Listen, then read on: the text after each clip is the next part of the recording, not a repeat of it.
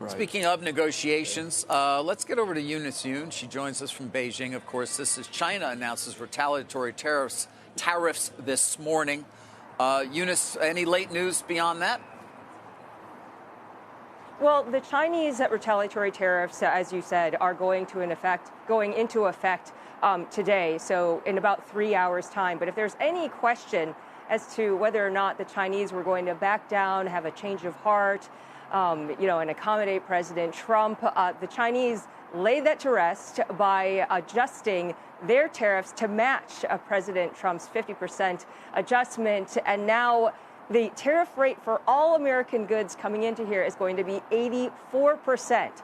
So in addition to that, the Chinese named 18 companies that would be vulnerable to restrictions under an unreliable entity list, also export control list, so they wouldn't be allowed to source any dual-use items from Chinese suppliers. And this all comes in line with the general messaging that we've heard out of China, and that is that China plans to stand firm. In fact, in a public speech today, his first since the escalation, President Xi Jinping had really tried to paint himself as a defender of multilateralism. He also said that he was going to strengthen his ties with neighboring countries. The People's Daily, which is the voice of the Communist Party, ran an op-ed where they were quoting President Xi as saying that the best way to weather the storm is to focus with unwavering determination. And then today, the Commerce Ministry also reiterated that it did have what it described as an abundant means for retaliation.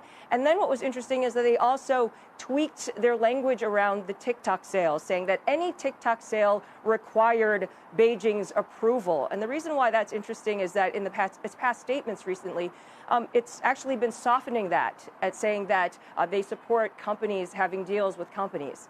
So it's toughening up. Okay, so Eunice, we know that the tariff, the 84% number, when you try to look at who that could impact, again, it's farmers, and we'll write them a check because that's the American way. There is Boeing, but Boeing doesn't make enough planes to even export. And by the way, Boeing has orders for 40 years worth of planes. So it comes back to this list of undesirables. Now, do we have any color on, or are we just going to just once again punish the medical equipment companies, punish Micron, punish Apple, punish Starbucks maybe, punish Nike? Who are we punishing? Because they're, honestly, they have an empty threat against us with the 84%. Not that I don't think they can hurt us, but I need to know who they're going to hurt. Well, it's at this point, we still don't know.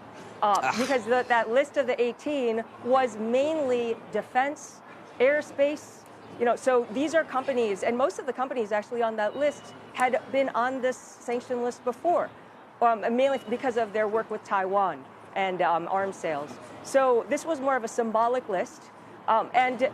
So you could see that the Chinese are holding back when it comes to really trying to go after individual companies, probably because of the potential impact that could have, not only on jobs here, but also on scaring away other American investment, which the Chinese do want. Right. Right. Eunice, thank you.